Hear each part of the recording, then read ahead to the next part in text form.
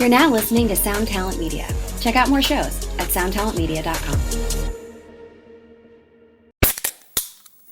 Hey, what's up, everyone? I'm Matt McGachy, the vocalist of Cryptopsy and the host of the Vox and Hops Metal Podcast, where I sit down with fellow metal musicians. We talk all about their lives and music while sharing killer craft beers. If you've ever wanted to sneak backstage and share a beer with one of your favorite musicians, well, Vox and Hops is the podcast for you. This week on the podcast, I dropped a killer episode with Kelly Schaefer of Atheist. There is this episode and over 440 other ones to help you enjoy life, metal, and craft beer. So what are you waiting for? It's time to become a Vox and Hops head. Cheers! Hello, everybody. Welcome to today's very special episode of the podcast. This one, we've been wanting to do this for a very long time.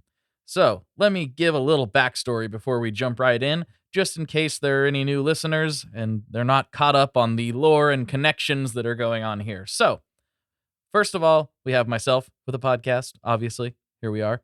We have Yvette Young, guitarist extraordinaire, musician extraordinaire, really. She's extremely talented, and she's been on this show multiple times. She's one of my favorite people to talk to, and if you have not heard her previous appearances on the podcast, you definitely need to cycle back in the feed and check those out, because those were some wild conversations.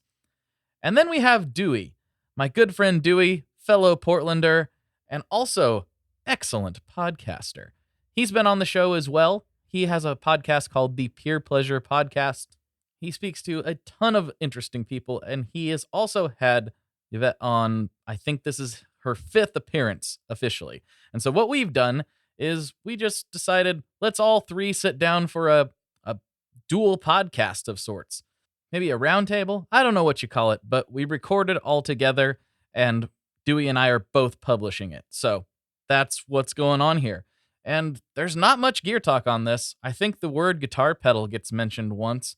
This is really just three buddies catching up, and we get into some really, really interesting territory here. Some of it's very lighthearted, very goofy, and some of it is actually pretty in-depth and maybe even might require somewhat of a trigger warning for some people, because there's not only just goofy and really gross band talk, but there's also some serious subjects that get brought up, like abuse and violent interactions and things like that. And so if you're not comfortable with those kind of topics, maybe skip this one. But this one really goes all over the place. I don't mean to make it sound like it's all doom and gloom and you should be scared of it, but it really ranges from just laugh out loud to really introspective. So not much gear talk. Again, this is three friends catching up after this crazy period that we've went through. And yeah, there's not much more to say about it. Let's get right into this extremely special episode. I hope you enjoy it. And yeah, let's do it. Come on.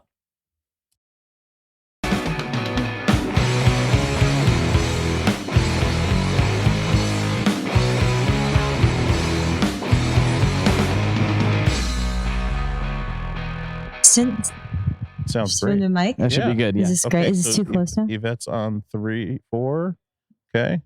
Hello. Hello. Blake is good. All right. That's good. I am okay. Right on. All right. We're doing here. it then. We're here. You want to set the scene, Dewey, or? Where are we? We're at the Doug Fir in Portland, Oregon, under a tent of the newly actually being remodeled Jupiter Hotel on some delicious, these aren't Adirondack chairs. What are these? I don't know, but they're kind of comfortable. They're wonderful. They're ergonomic. I feel supported everywhere. And yeah, these are great. So anyway, this almost didn't happen. Blake pimped my ride with Google.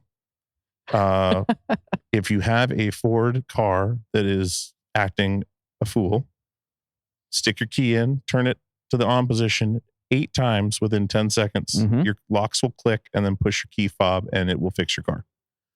Potentially. 100%. That's good to know. 100%. You got the Ford van out there. Excuse me. You've got the van out there. We won't say what kind of car it is. The legendary van where we first recorded. I know. It's historic now. It is for sure. I remember listening to that episode. Oh, we had talked about it. Yeah. Because it was such a crazy story. on how that all came to be. It wasn't going to happen or something, like the rain, there was some weather Yeah, it was thing. raining. Yeah, the power went out at the Hawthorne Theater, if I remember correctly. And so it's always like something. We like, you come here and we are like, oh no, we're not going to get to record. Or, you know, whatever it happens to be. And then all of a sudden it just works out. Yeah. You do it. Like the universe just hazes you and then gives you what you want at the end. It does. It shows Not you how always. bad you want to do it, right? Yeah. Mm-hmm. And then we'll listen to each other's episodes and be like, man, I wish I was a part of this one. And then, yeah, here we are. Here We've we been talking are. about doing this for 2.5-ish years, probably. Yeah. We were going to do it online, but it was like, oh, let's wait to do it in person. It'll be better. And I think it is. I know what it is because you're incredible, Yvette, but you've been on Peer Pleasure 4 times. This is your 5th time, technically, because it's going to count on both. The only 5th timer. Whoa, I'm honored. But also one of the most requested people, even still, like, when are you going to talk to Yvette again? When are you going to talk to Yvette again? And it always happens. I'm honored. And it's great. I love it. And I was so excited when this came through, and I'm glad we're here. This is my first dual podcast. I've never done like more than one person. So excellent. This is, neither of us do this very often. I've never done this either. I've done a few. Some of my early ones I did with Ryan from 60 Cycle Hum back in the day when at my first NAMM. I've done a handful, but yeah, generally it's a one-on-one type situation. Yeah. But I've done other podcasters, but never together like this. No. Crazy things might happen. Oh. Who knows? Chemistry. Yeah. We're getting wild. Yeah. So, anywho, but so yeah, Portland, Doug Fir, in person, back in action. This is wonderful. Dewey, is this your first in person since lockdown, or have you had others? This is my first in person since lockdown. Yeah. Whoa. Yeah, I think no. Chino. Oh, I went to Chino's house. That's right. But Yvette was part of that too. She was part of the 5-year celebration. That's right. 3-episode trifecta. I remember. Chino, you, and then Mike Carrera. But yeah, that was my first since then, and it felt really good. Yeah. But then I haven't done any since then. I did my first one last week, and it was like, whoa, because this was becoming, in-persons were finally becoming normal for me. Like, you were one of my first, like, oh, I'm going to a venue and I'm going to record with an artist that I like. So And cool. You're in their smelly van. I liked the smelly van. It was a good vibe. Like, we fogged it up in there and made it look weird. And it was Oh man. Where do you park the van when you're at home? Like you don't have, well, not the exact address, but is it at your place?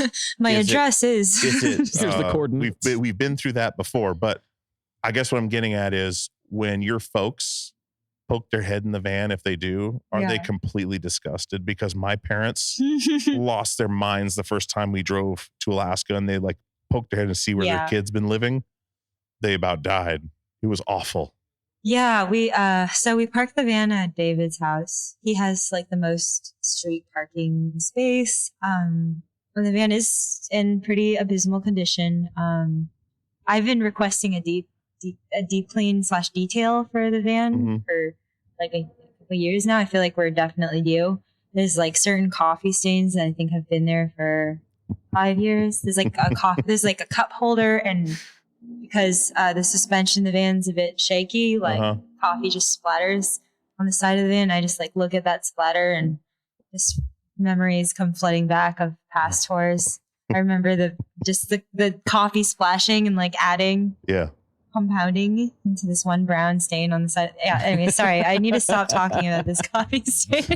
Compounding coffee stains. That sounds like some sort of punk band. Yeah, right? Yeah, this is important. We try to take out trash at every gas station. That's like the rule. Currently, I'm sitting by a huge pile of everyone's jackets because we all thought it would be a lot colder for some reason.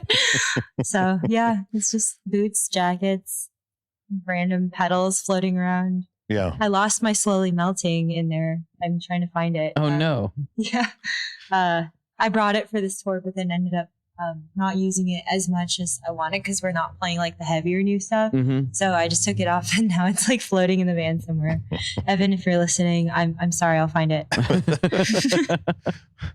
Man, I miss those days so bad. The randomness of what you find in the van after a tour is disgusting. What's the grossest thing you ever found? Okay. Okay, here we go. Okay. You're a touring musician. You won't not get as grossed out by this. We took it one step further though, but we would pee in jugs. Oh, I think I know where this is going. Mhm. So not one, but 2 tours later, we found a piss jug underneath one of the back seats that had turned brown. Sediment had started, like it was starting to break down. Then we turned it in, because it was so gross, we turned it into a game to see who could take the lid off and like let all your air out and like breathe in the smell without puking. I thought you guys were going to drink it. No, I was like, I know no. where this is going. That would kill somebody. People I mean, drink this is borderline, piss. though. But not old piss. People drink fermented old piss. Like, have you been Who? on YouTube? Or is this one guy who like literally just eats raw meat and drinks piss? Liver King? I don't know. Is his name Liver King with like a 36 pack? I have Liver yeah, King. he is very swole and he has a wife and kids, surprisingly. So Yeah. I just like feel so bad. That might be Liver King. It's probably Liver King. Yeah. Okay. I'm not. There Whoa. we go. Wow. That's him. He's That's pissed. Liver That's- King. he's You heard us pissed. talking about him. That's probably Matt. these ancestral tenets, boy. You gotta live them. You know who that is? That's Matt Pike from High on Fire. That's who it is. Oh No. my god. Oh, that- He's probably ruined could 2 be. interviews now for me Matt Pike with has? his El Camino like that, ripping up the. Well, this would be the Hell yeah, second one. brother. He lives right down the road. Okay. Yeah, Maybe. it's probably him. But anyway, I watch a lot of stuff. Phil, Yeah. what else? What else are you watching? Let's get into this because this is fascinating. Oh man. Okay, things I've been watching on YouTube. I'm obsessed with this comedian named Connor O'Malley. Like, I don't know. He's on I Think You Should Leave. Like, you know, Tim Robinson. He's I just started watching that. so good. I love Tim Robinson as well. But Connor is like one of the characters on a show and he has his own channel. There's this one video he made called Endorphin Port and it's just like so I'm not even gonna explain it. Just like go watch Endorphin Port. Yeah, go watch Endorphin Port. It's basically like what the future is gonna look like I can with imagine. the metaverse. Oh, Yeah. And like my God. yeah, he's incredible. I feel like he understands me on like a deep spiritual level. I wish I could be as unhinged as he is. So I'm just like living vicariously through his videos right now. So there's that. Obviously, I've given away that I've watched this guy drink piss and eat raw meat. Yeah. Not like regularly. I just like am aware of his existence Okay. through being like an inhabitant of the internet. There's this cooking channel I discovered through quarantine called Cooking with Kay's Kitchen. Uh-huh. And bless her, she's like this British lady who just tries to cook. I can't say that it's good, but the passion and the spirit is there. Yeah. And for those of you first timers, maybe watch her the video is called A Different Kind of Spaghetti. Ooh, that then- sounds like it could be rough just from the name. Yeah, so that's a YouTube channel that I've been watching. She's improving, which Yeah. honestly kind of bums me out because I'm like, no, you're supposed to do that thing badly. Oh my God.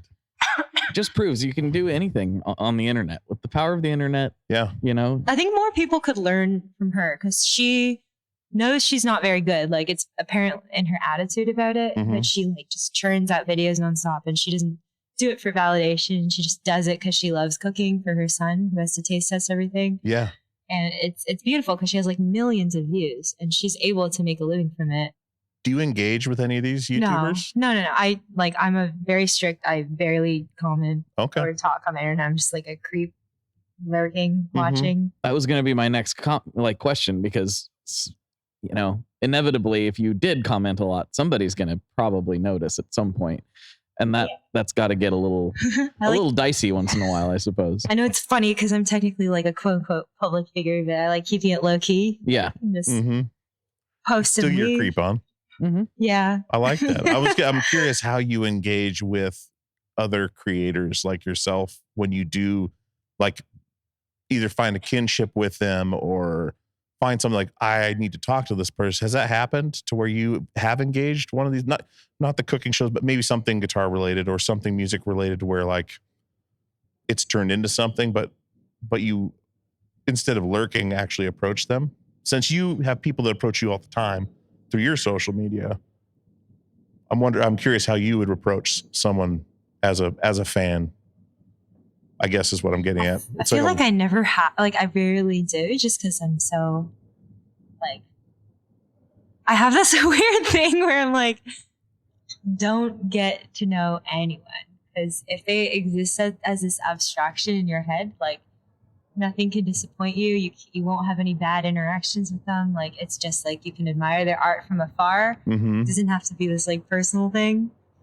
And then I feel like once the interaction started, like it opens up this Pandora's box of like, oh, like now things can get weird, or like now like I could be annoying them or something. And so then I don't know. I feel like that happened with I really look up to Olafur Arnalds, and like I remember I got really excited because like, well, yeah, he asked me to like do this feature thing, and then he didn't get back to me about it after I sent it. So like now that's existing in my mind as this like, I wonder if like he hated what I did, or like did I piss him off, or there's that. But it's just honestly cool that he asked me. Like, to me that's like significant and meaningful enough. Mm-hmm. So yeah, water in the bridge there. Let me think, what else did I hit up? I recently did a collaboration with this artist I really love called Brother Tiger. Mm-hmm. And I like, Brother Tiger got me through quarantine. I was like running all the time and like listening to his music. It's so good. He did this Tears for Fears cover album, and it's like arguably cooler than the original. I didn't say that. Don't crucify me. Oh, that's a tough I one know, there. that's rough.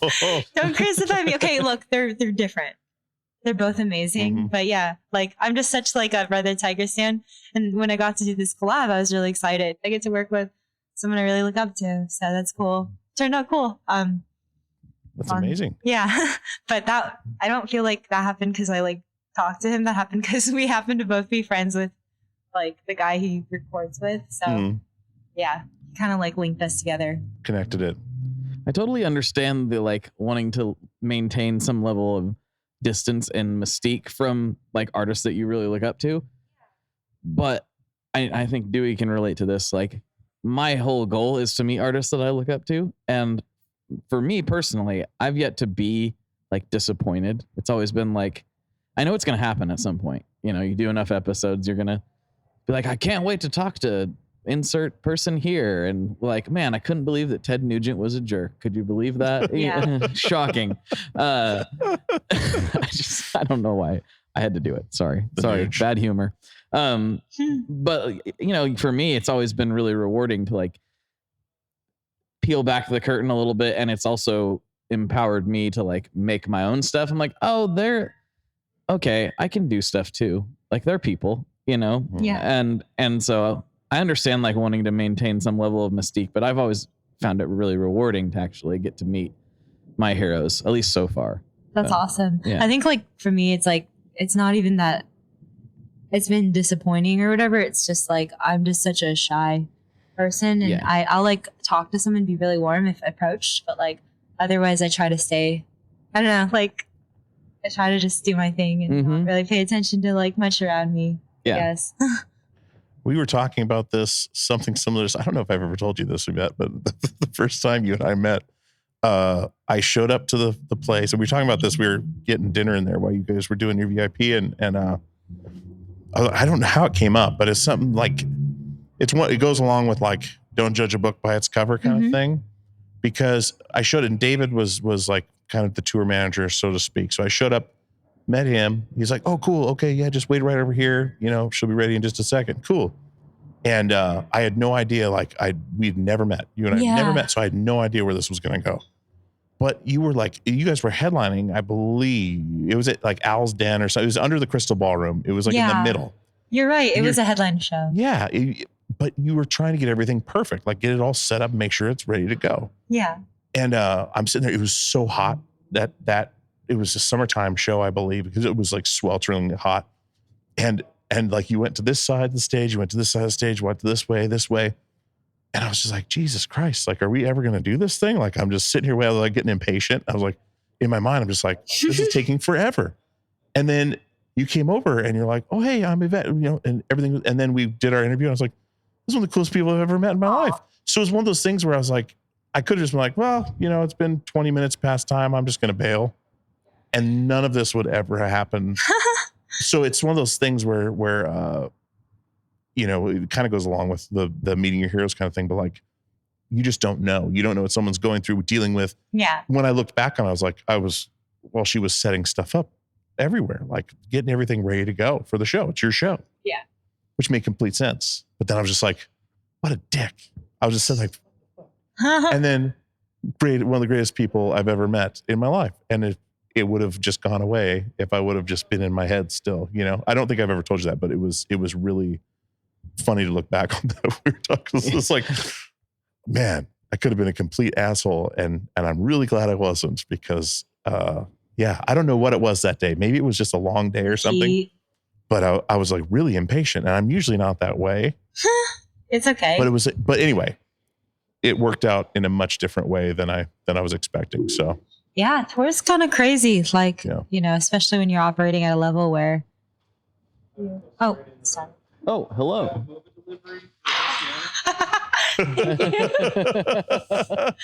Thank you. Perfect. Okay.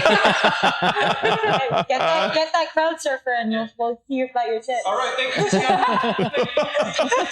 you. Thank you.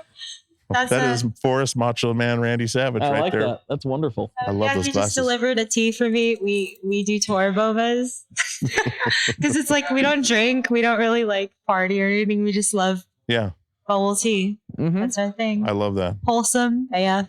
I was saying, like, tour is crazy. Like, I feel like things are all slightly behind schedule, and like it's just we're not at a level where we can like have someone just do everything. And even right now with the TM and stuff, like we're still super involved in like setup and like all of that. So it's just it's crazy. It's hard to let go of that trust, to trust someone else to even just set up for you to do what you do. Yeah, it's like it's not even a trust thing for me. It's just like I am just inherently uncomfortable with people doing things for me. Like it's just programmed into me. Like even waiters and stuff, like I'm like, please don't wait on me. Like I feel like it's weird.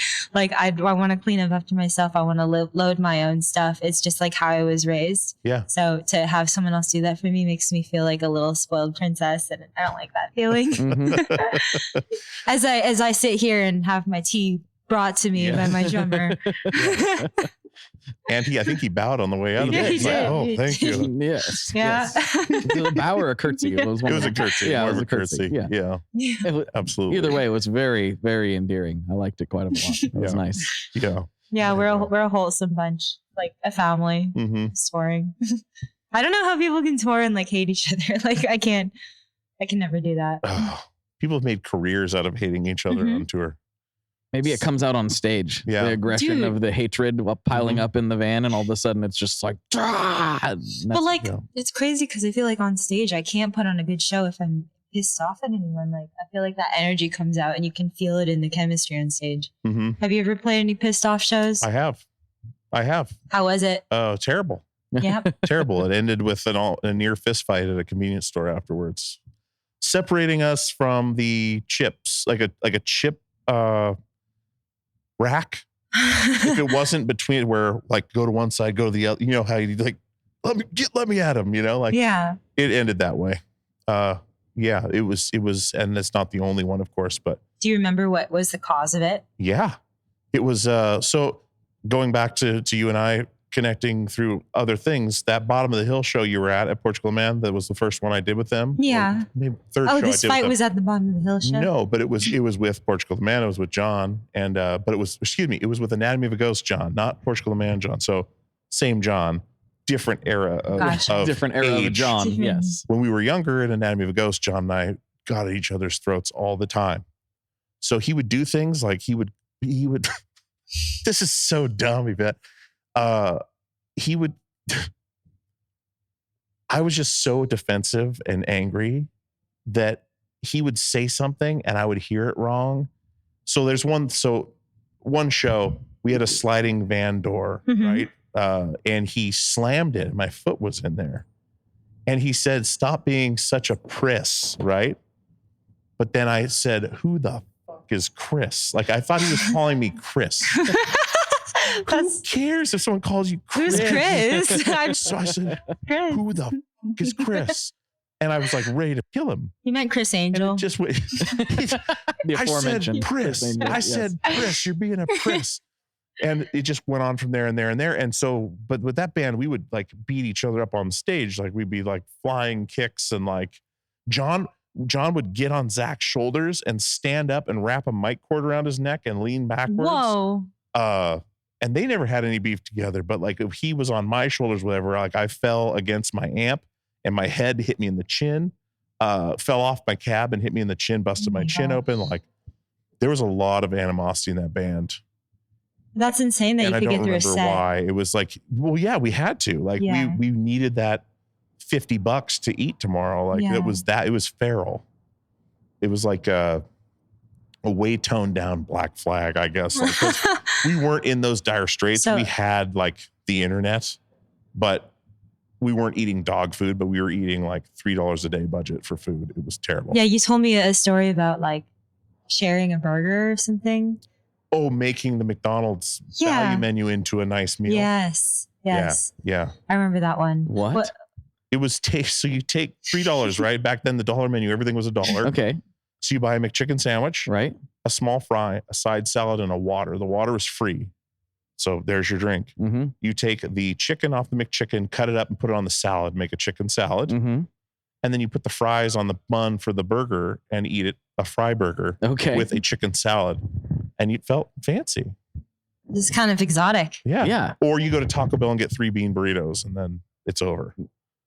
Show's over. You're done. Yeah, especially, You're gyrating around after that. You can't do it. So how do you guys deal with venting out animosity after a fight? Like, how is it resolved? Is it ever resolved? Well, I will fit in, and not to put it in these terms, but I guess kind of is a lot of times if you see two dudes and they're like best friends, you ask how they met. Sometimes it's because they beat shit out of each other and then became best friends, right?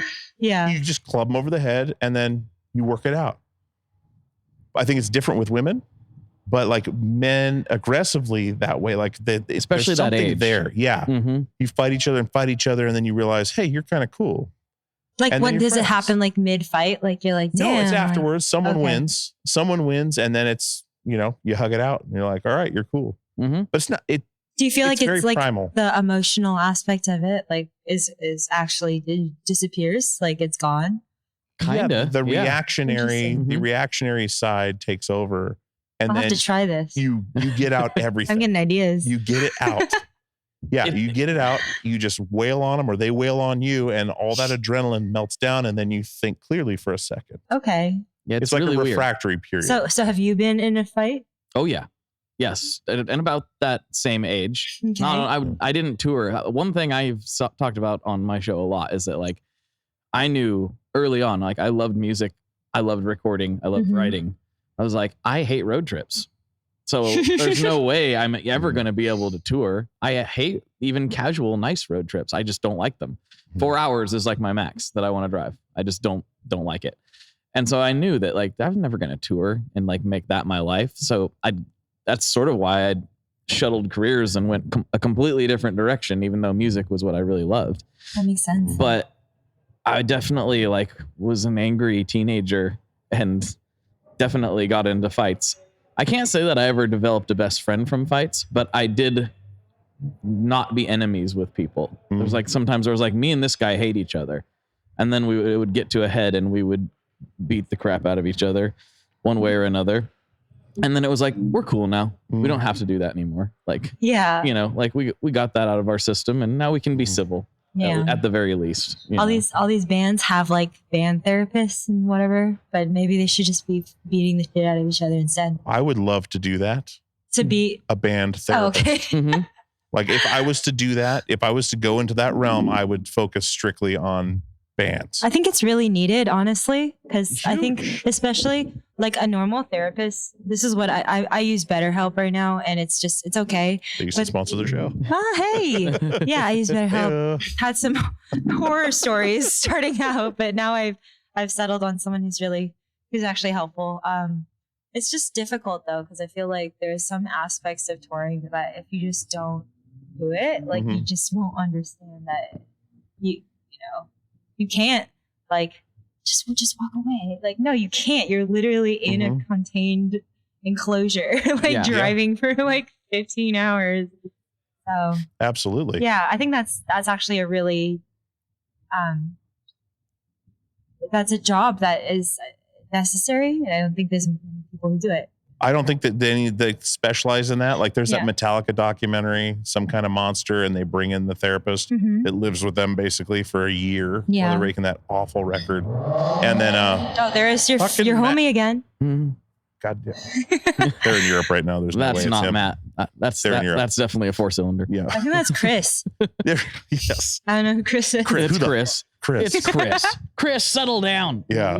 God. Shut up, Chris. Yeah. There was one fight about a sound and an inlet, like in the water, like which one was which, to where Logan, our tour manager, and John almost got in a fight. What?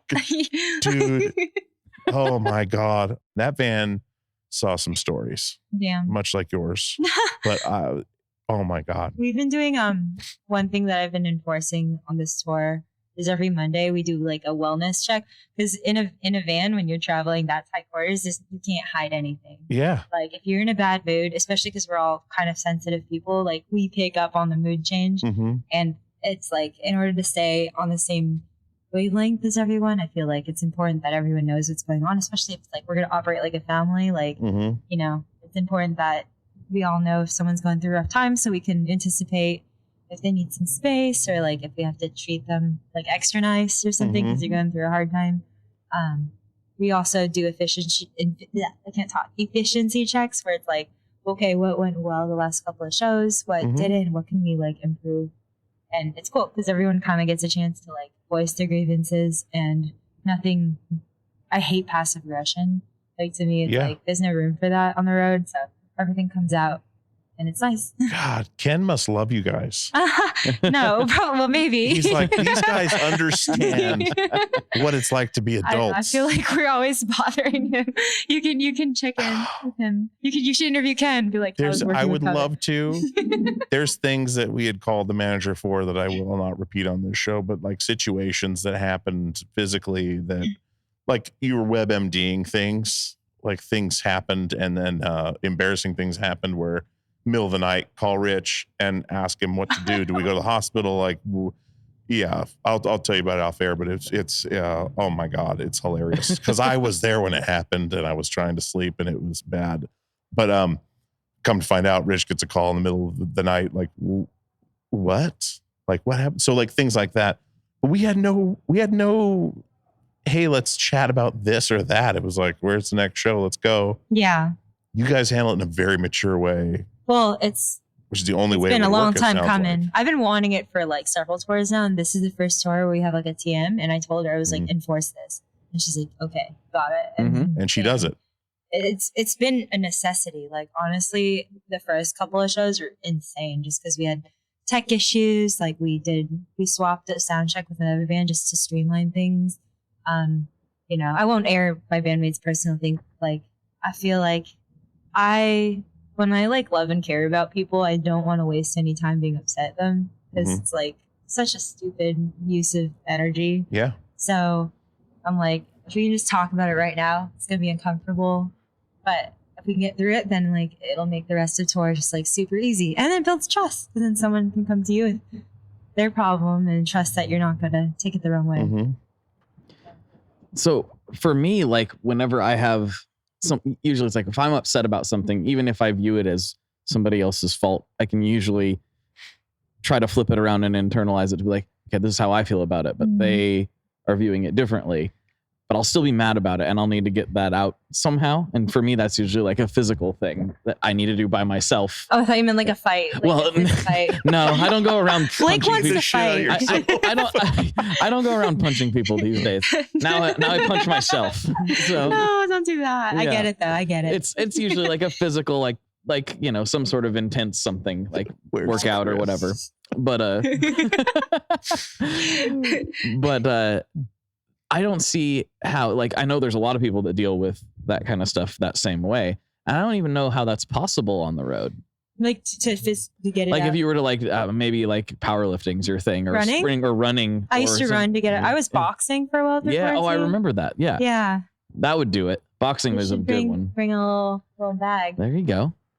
You can get one of those foam dudes that you can just punch in the Yeah. face. Yeah. Just load them in the back of the trailer. Those are they're better than a heavy bag as far as weight goes. Would work.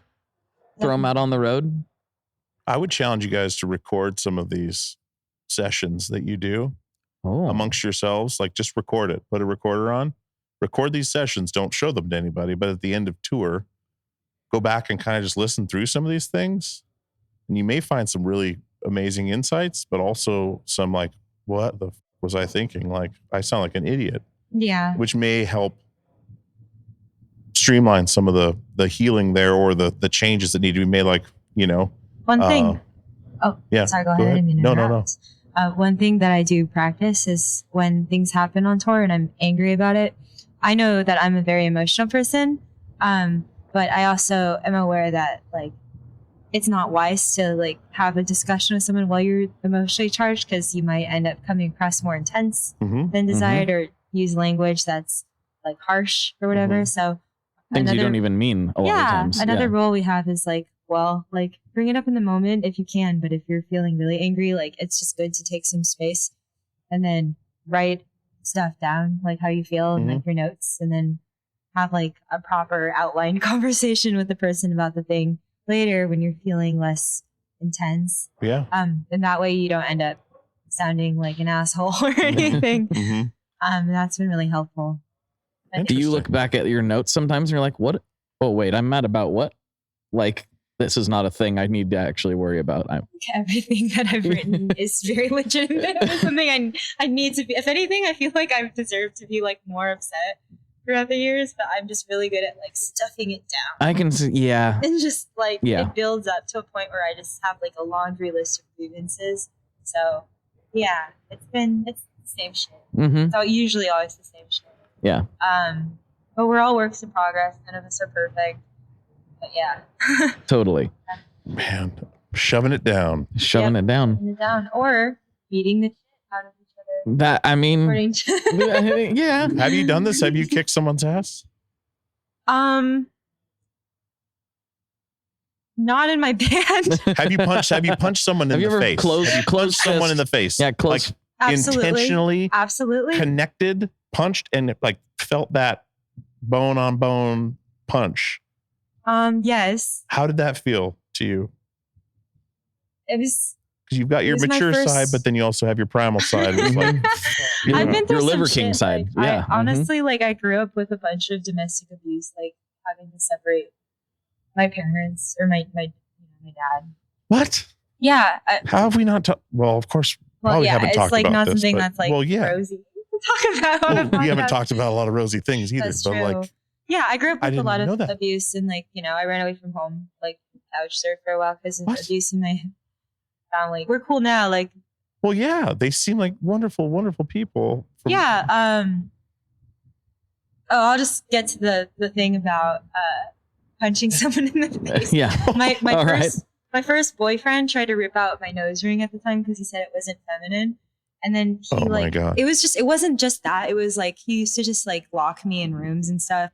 And then all that rage, if in that moment, I remember he cornered me against the wall and tried to like take it out of my nose. And I got so mad because it was humiliating because he was like in front of people that I like screamed at him and I just wailed on his face like nonstop, like 5 times. And I was like blood curdling scream. And yeah, it's just, I think I like said like, I hate you. Like, cause I had been trying to like get Wow. out of that relationship for Yeah. years too. And that was not great for for me to do that, but was it deserved? Maybe. Like, Wow. yeah, so there's that. And then another time, this drunk girl slammed. I had a day where I used to flee my house a lot because things got really violent. Mm-hmm. So I was sitting in the parking lot crying, and this drunk girl slams her car door into my car. And I remember having tears in my eyes, and I looked at her and I just like shook my head because I was already like in such a low place. Yeah. And then she was just like, she called me like an emotional bitch or whatever. And then I rolled down my window and I stuck my head out. I was just like, I'm going through a lot today, so I just suggest you leave me alone. And then I meant it from like a place of please leave me alone, but she took that wording as I was starting a fight because I said, I suggest you leave me alone. And then she was like, or what? And then she grabbed my hair and then she pulled it. And then I was like stuck with my head outside the door. And my only option was because she pulled me close to her and she was like trying to like basically like pull me out of the car. And so I opened the door. Oh no, I bit her in the neck.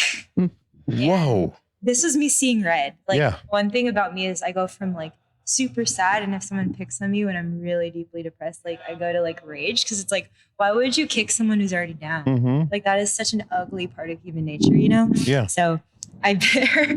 I'm really embarrassed to admit this on your podcast, but yeah, that happened. And then she let go of me for the time being, and I was able to knock her away with my door.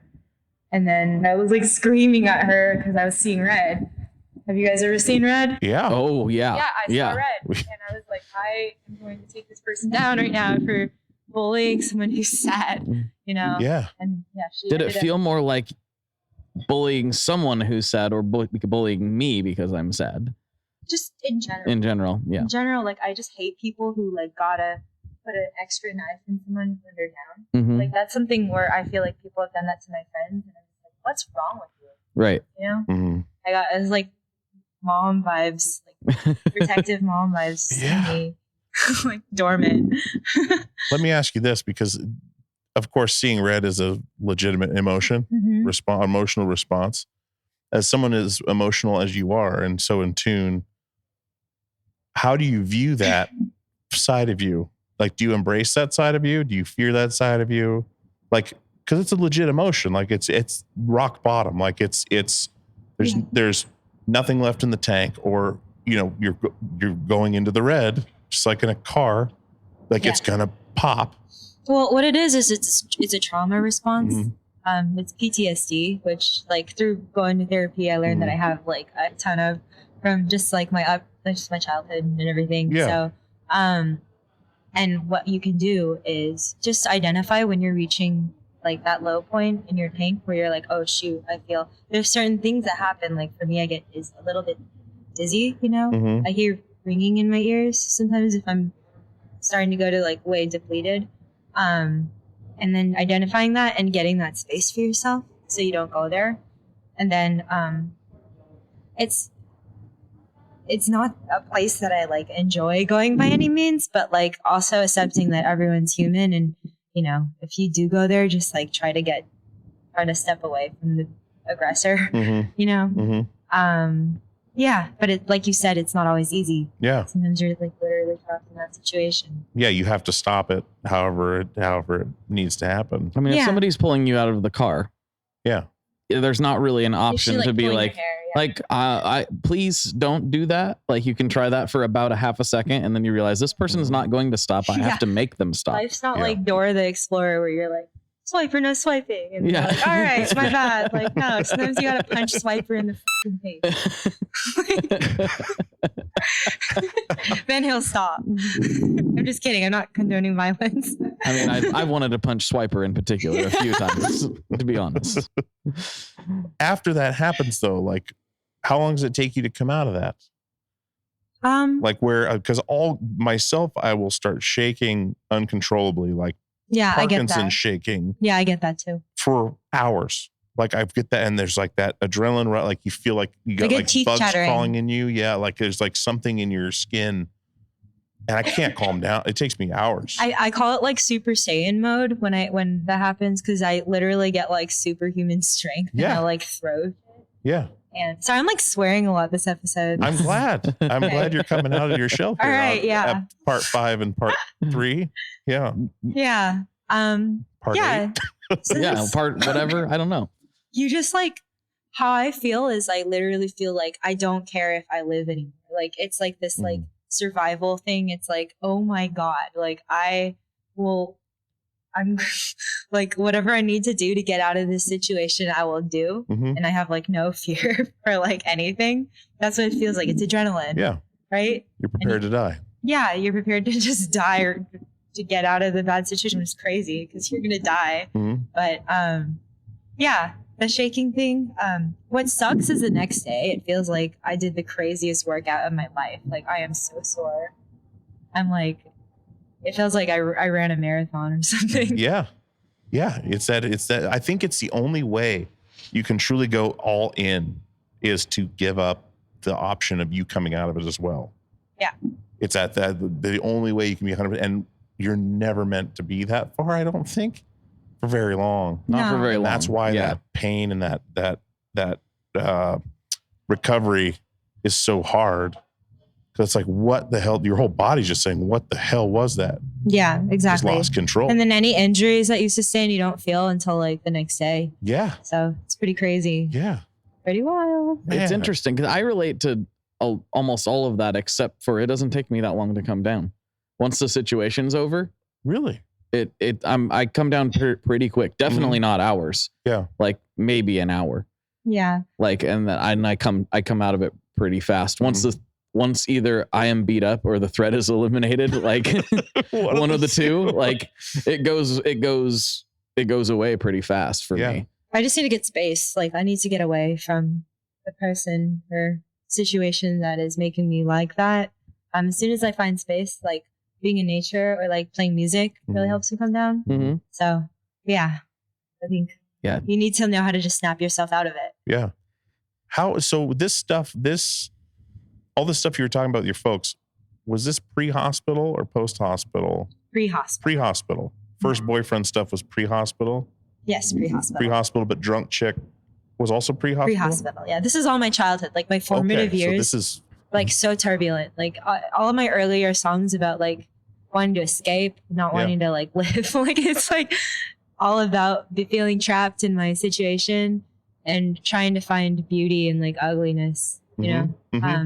And then the whole hospitalization thing, the eating disorder thing, that was like, I'm a firm believer that like things happen in your life because they're no longer sustainable. And like chaos happens, something that you can't control, something that just puts you out for a while and makes you work on yourself. Like it has to happen. Like that's like the universe telling you got to stop. Like everyone has to stop and like rethink how they approach this. So me getting really sick, that was because my life was unsustainable like that. And like my mental health was just completely like, you know, in the garbage at the time. Yeah. And I had to be hospitalized. I had to get really sick. My parents had to have that wake up call like, oh, we can't do this. Like it's like hurting our child. They realized that. Yeah, through therapy. That's and through incredible. just like sometimes also I think the fear of loss, like I did, not to be dramatic, like I don't want to like make this the highlighting point, but I did almost die. Like my heart didn't work anymore. I flatlined a bunch just from not eating. And I think that was a wake up call to my family. Like, oh my gosh, like what we're doing is like literally killing our daughter. So, and things are great now. Like our relation, like for anyone who's listening, who has like a turbulent relationship with their parents, like sometimes, of course, it is better to just step away because you'll never get their validation. And to seek that your entire life is like, just live for yourself. Like, do what makes you happy. There's some people you'll never be able to please because they're like broken people themselves. Yeah. But also, there's plenty of chances for growth and for healing. And I think sometimes going through the worst, most difficult situations can actually result in immense healing. So, you know, don't rule it out. Don't give up on it if it's something you really want. Yeah. Yeah. Was this, did your dad come from that kind of lifestyle too? Was this a learned behavior through that? Yeah, I believe so. Okay. I don't want to speak for him. Sure. But I'm just curious on that part. Both my parents did grow up through the Cultural Revolution. which is a difficult time in itself. Yeah. Yeah. Communist China, they got sent to camps and all of that. Jesus So Christ. yeah, you think your life is hard. Yeah. Yeah. We can't even. Nope. No. Oh. No. Yeah. That's Crazy. that's thinking about those things, and this is not to belittle anybody's problems, right? But sometimes I hear people complaining like, oh, we're, the one that struck me recently was somebody that was like, I'm completely in abject poverty. But when you look at them realistically and when you know the person a little bit behind the scenes, you're like, I don't think you have a realistic idea of what poverty is, nor do most Americans, to be honest. Yeah. And so when you hear that kind of stuff and the person behind the scenes a little bit, sometimes it's hard to take seriously. It's like, bro, you're doing okay, better than most touring bands for sure, for sure. Yeah. And I think we all need to realize like sometimes things, especially these last few years, have been crazy and they've been horrible for a lot of people. But still, none of it was the Cultural Revolution Yeah. that they went Literally, through. my mom told, I remember this one moment. My mom told me, like, your uncle's cleaning his house and like, he's cleaning his house right now. He's getting rid of a lot of his possessions and he's mailing them to China.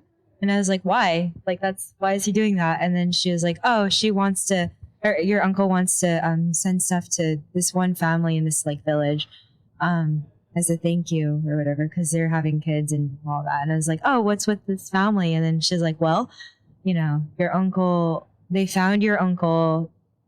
I guess there was like during the Cultural Revolution, like, of course, a lot of people died. There's a lot of violence. And I guess my uncle had hid in a pile of bodies to try to get away from some people that were like coming through the village. And this one old man on a bike was biking through and found him. My uncle's a kid at the time. Imagine being a kid and having to hide in a pile of dead bodies. Like, that's bleak. And the guy on the bike found him and took him in as like his own, and like fed him and took care of him. And my uncle now is living in the US, like totally fine. He builds model planes, like just living his life, like has a vegetable garden, like has a normal life.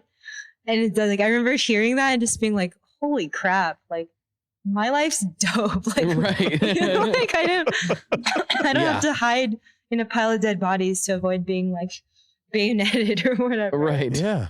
Yeah. And I didn't say that to like try to belittle anybody or it's all relative. Yeah. Right? Like, not minimizing anyone's pain or discomfort that they're going through. But I do think we all as humans have a tendency to like envision ourselves as the hero of our own story. And, nobody has it harder than us, when realistically, if you just take 10 seconds and think about it, it's like, it's going to be okay. Like, it's going to be okay. Like, and I think it's also a mindset thing. Like, things can be terrible, but if you find, like, we were talking about this, the only way I got through was finding a silver lining. Like, that stuff that happened to me, like, not fair. I didn't deserve that. But the only way I was able to get through is like my perspective shifting into like, well, I learned a huge lesson here. And this is going to fortify, if I survive this is going to like fortify me, and I'm going to be so much stronger and like more resilient, and like, I can use this to help other people too. So it's like a perspective thing. Well, I think just putting it out here for people to hear, like, because they see you on stage doing all this amazing stuff and they're like, wow, look at her, she's crushing it. They have no idea that all of that happened to you and what you had to do to even pick up music again, which you like touched on briefly the first time we recorded. But like now I'm like, this is what she was talking about.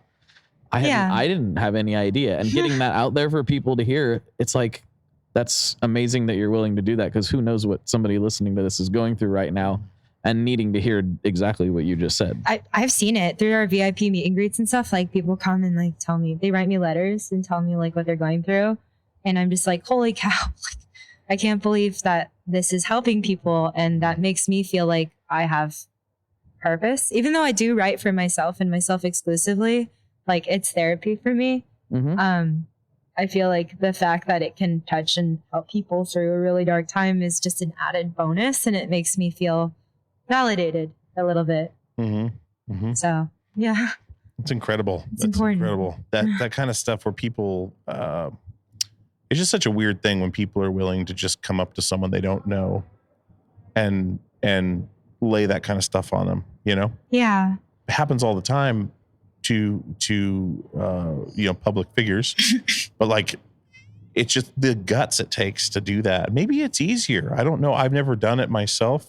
Yeah. I mean, I talk about things on the show, but I've never gone up to someone that I look up to as far as like music or sports or something and said, hey, you did this, or I'm going through this. Like, the amount of guts it takes to do that is just incredible to do something like that. I really think.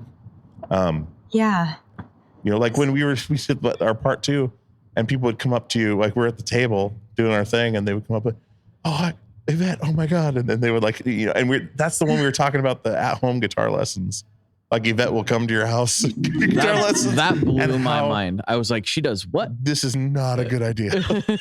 Oh yeah. It's a different time now. Yeah.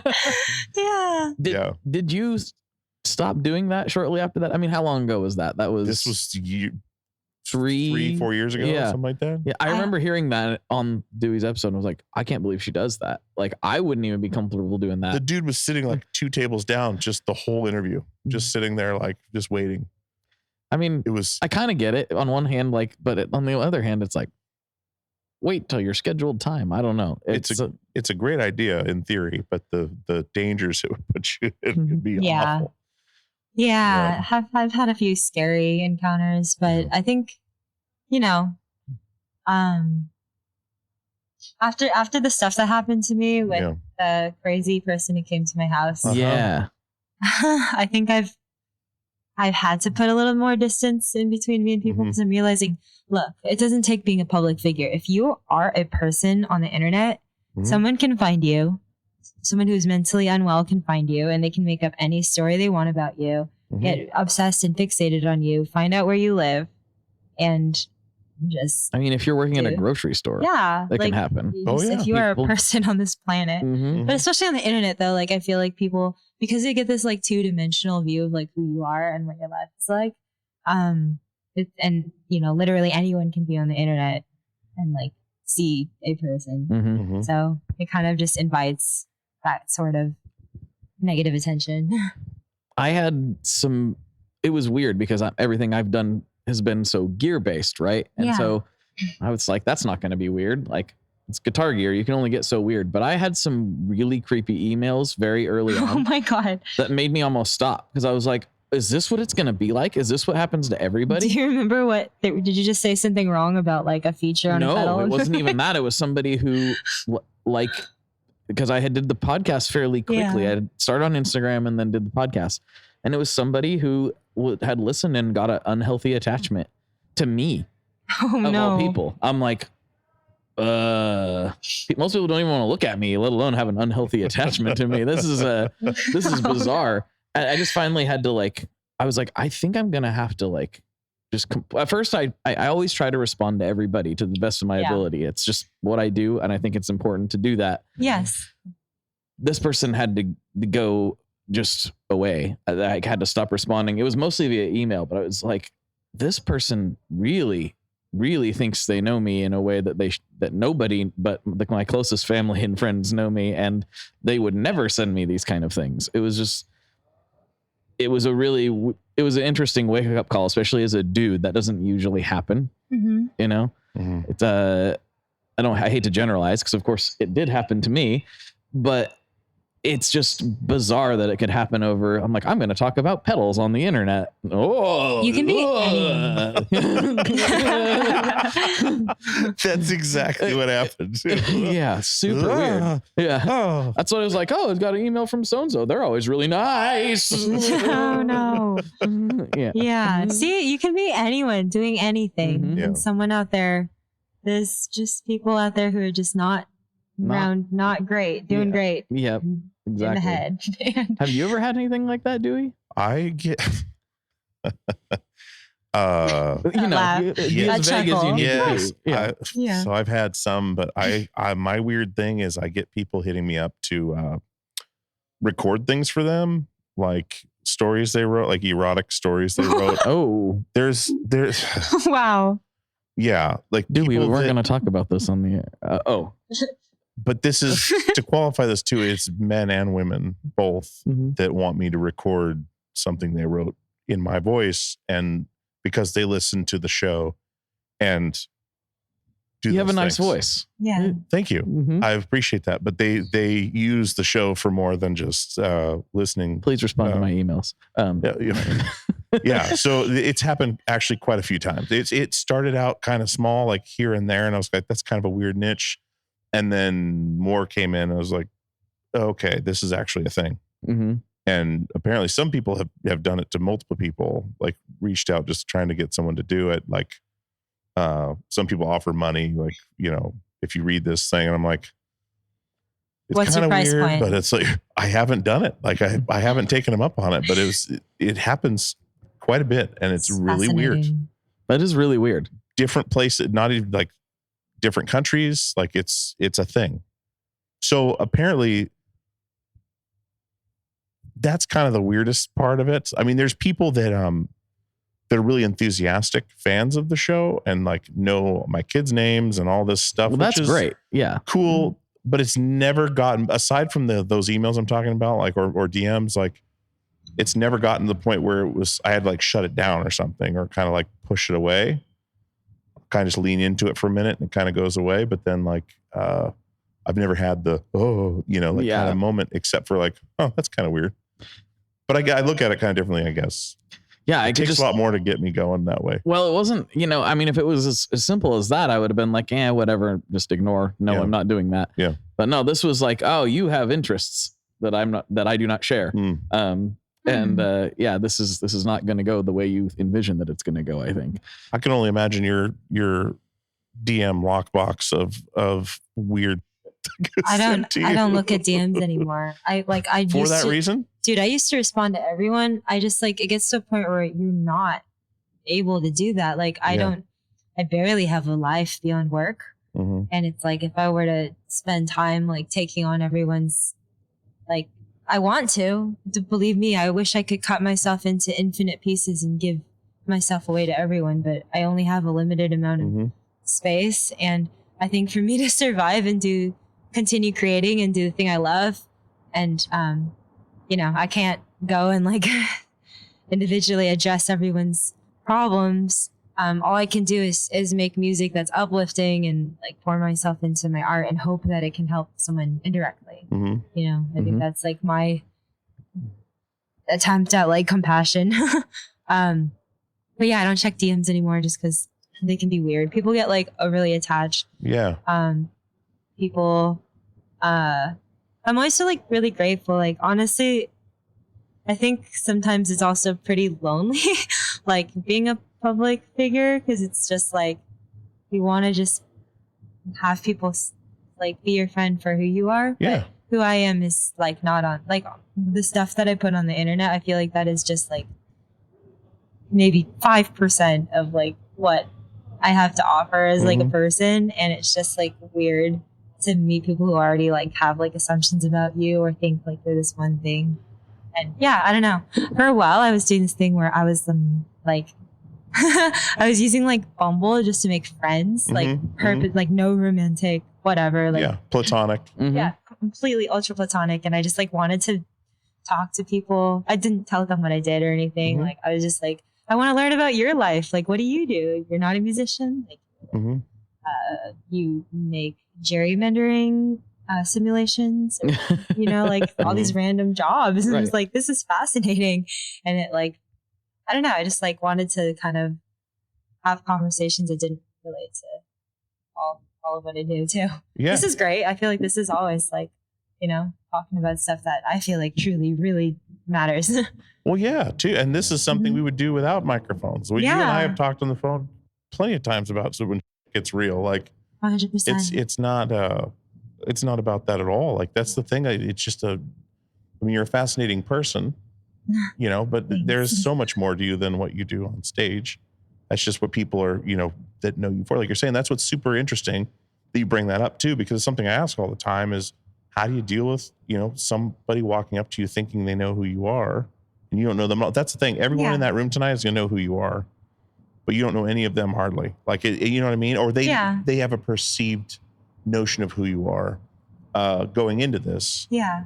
But they really have no idea. And so also tied to that, doing the Bumble thing for platonic friends, like it's almost like trying to have anonymity, but also trying to connect more with that's what's weird about it is you're anonymous to them as far as what you do, but you're trying to get even more from them than you would a normal, you know what I mean? Like I'm trying to explain like a normal it, interaction. Yeah. I feel like but you want more deep connection while also being anonymous. Yeah. Or and anonymity. I think there's a certain power imbalance that is there if you were to befriend like a fan or something. Yeah. Like they're going to...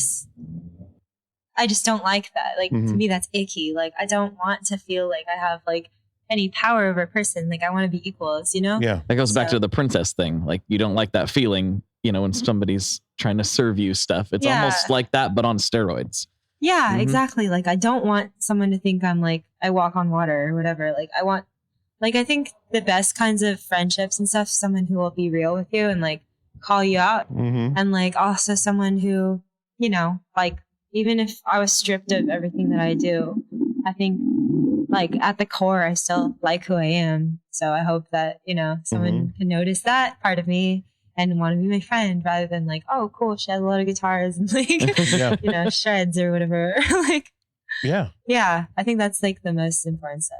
Everyone's different. Like, I just care about like really deep connections. Like, that's my whole thing. Right. Like, that makes me feel really happy. Like, life has meaning. But I know that's not everyone. Like, people want something different out of life. So. Sure. That's what I think. What do you want out of life? Honestly, this is great. Yeah. Like, I get super excited about doing this and doing it with a variety of people. I've actually thought about it, like doing a different show that's exactly the same, basically Dewey's show, because Dewey can talk to anybody and I have to I've pigeonholed myself into guitar people, which is fine. There's an unlimited supply of cool guitar people to talk to. But sometimes I'm like, Dewey got to talk to that person. How do I swing that? I don't think Danny Trejo plays guitar. And it's not even just like that example in particular. But like, it's just like, I'd love to pick other people's brain from other walks of life. That's been the most rewarding thing about doing this show for me, is I wasn't as open of a person before doing this show. I was like, I got it figured out. I know how everything works. And then it was like, no, you don't. Like, talk to like 3 different people from a completely different walk of life. And it's like, oh, dude, I don't know what I'm talking about at all. Everyone could benefit from perspective. I feel like that's just like, just hearing someone else's story and struggle, like it totally can check you even. And I feel like the older I get, even in my field, like, okay, in general, like in life, the older I get, the more I'm like, I should just listen. I should just like listen to other people. And then even in music, like I feel like the more years I clock in, I'm like, oh my God, I don't know anything. Like, you know, it's constantly evolving. Yeah, 100%.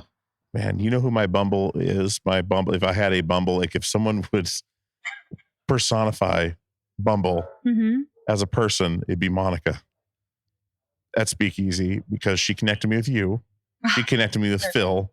She connected me with Karina Round from Pussifer.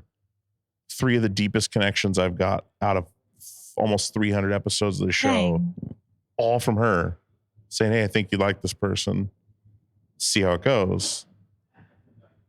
She's incredible. But she literally was responsible for you and I, Phil, and we haven't spontaneously combusted all together. Yeah. I was laughing about that the other day when I was thinking about this conversation. I remember that. If we could just vaporize at the same time, because we couldn't handle it. If one person was gone and anyway. But that was just an analogy that came to my head. Monica Speakeasy would be my Bumble person. She's my Bumble publicist, I guess you could say. The millionaire matchmaker or whatever. It's just such a interesting, and I've never met her. I've never talked to her on the phone. It's all email or text, and that's it. Like, she won't come on the show. She likes to stay in the background. I feel that. But I wish she would, because I would love to pick her brain. Anyway, shout out to Monica. She's great. But I feel like there should be like a Bumble for like crew, like hiring crew for vans Yeah. and stuff. I'm surprised that kind of doesn't exist. Is there really a celebrity Tinder?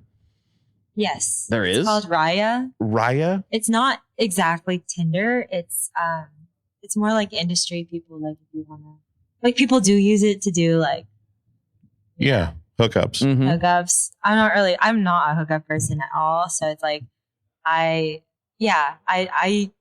tour manager actually got me to download it. And honestly, we just go on and clown on like really, I don't know if I should say this. I think you should. Oh, wow. But, We like just Be as politically correct as you the need to be. narcissism is rampant. Like, holy cow. Mhm. You look at like some people in their lives and just like what they want to advertise and like how they present themselves. And it's like this oiled up mirror selfie, like Yes. riding a horse or whatever, like holding a check for $300,000. Like, who are you, dude? Like, who are you trying to impress? Like, it's just funny. So we'll go to the hotel and like we'll go through and like kind of just clown Guys, I got to edit my Ryra profile. I think I'm going going to to laugh every time my daughter puts on Raya, The Last Dragon. Yeah, or me whatever, too. That because was the first thing I thought This of. is exactly what I'm thinking about here. Yeah, I mean, like here, I'll pull it out right now. I'll Oh, show boy. You. So you have it. the celebrity. I have it. It's not for dating. It's literally For like networking? Can or- anyone get on there? Well, I've only talked to like one person on it, and they end up being cool. Johnny Depp. Like here, no. Like I've seen, like I've ran into Dead Mouse on here or whatever. Okay. But like I don't want to meet. I mean, like, sorry, I shouldn't say that. Yeah, I wouldn't say that on here because Sorry. A plankton researcher. That's pretty cool. okay. Jason 33, plankton researcher. Let's see if I can find a funny one for you guys. wow. Plankton researcher. This Ooh, is connected with a plankton researcher. all right. There you go. Okay. Excellent. Hi. So I talked to somebody a little bit earlier about it. This is actually private property. We don't own any of this. This Oh, belongs okay. to the Jupiter. So we can't actually have anybody over here. Oh, You said you guys were just going to be over here for like 10 minutes. So I was like, okay, I'll cover for you. But the hotel is asking about it. We just can't have anybody out here. oh, okay. Okay. Maybe No just worries. wrap this up and then. Yeah, well, can we wrap up real quick and then Well, bail sure, out? but they did say that almost an hour ago when I asked, and then they said like 10 minutes and then we'll wrap up. And I'm kind of getting yelled at for it. Okay. Okay. Sorry Do about you that. guys need like a quiet place to do this or something? Yeah. Yeah. Yeah, that's we just couldn't find one, so we figure right here would be okay Should for. we have to do it in the green room by chance? Or? It's That's so loud. that's the in there. loudest place in Yeah. there, I think, Yeah. because it's right behind the Sorry stay about like curtain. Yeah, I mean, it's just if it was our property, I would be cool with it. I get it. Okay. Yeah. Okay. Okay. But Yeah, we'll wrap up real quick here. Wrap Yep. up right now. Yeah, musician, whatever, just going through these profiles. Shelby, you're looking good. Sustainable aviation. Oh my God. Writer. So it's not really musician, celebrities. It's actor, just a different, like a professional dating app. Is that what it is? Like, producer. Yeah, I'm just randomly clicking around. Man, there's no douchebags on this thing. I'm mad. I'm mad. Usually it's like douchebags. Okay, this guy. Okay, sorry. Well, we got an hour out of them. Yeah. yeah. I mean, do we want to try to relocate or wrap it up and It's call up it to you good? guys. I think yeah. I don't. I think we're good. We can do it somewhere else if we want. We can I leave think it on here. that's up to you, really. It's a show night, so Yeah, it's a show night. So Yeah. whatever you got going. I just don't know where else we can go. yeah, I don't either. Should we do like concluding thoughts? Yeah, I think it kind of, as soon as I This is- pulled that right and started clowning on these fools. it's how it works, though. Yeah. So sorry, Jupiter Hotel. Yeah. I'm sorry. Thanks for the Shout hospitality out Jupiter for an hour. Hotel. Yeah. Appreciate it. Yeah. Thank We you. did sneak in here, so We did kind of. Yeah. we got shut down, guys. Yeah. So yeah, I guess thanks to the Jupiter. Thanks to you for spending the time. This is awesome. I've Yeah. been wanting to do this for so long, and this turned out really, really well. Yeah. About what I expected. I feel like things always get dark and then always get like kind of goofy. Like That's when I'm on nice. the show. I mean, I did want to It talk gets more real. about the sleep paralysis demons, but we'll have to save that Yeah. for another time. Well, we can do a part 2. How about that? That's what I'm we'll do it. saying. Yeah. Yeah. All right. All right. Yvette, thank you. All right. Thank you very much. you. Thank All you right. both. Signing out. Signing out. Bye. All right, we did it. We did it. I hope you guys enjoyed that episode. I really, really enjoyed it. I'm always going to remember that one. All the ones I do when she is involved seem to just, they have a certain special magic to them. I don't know what it is.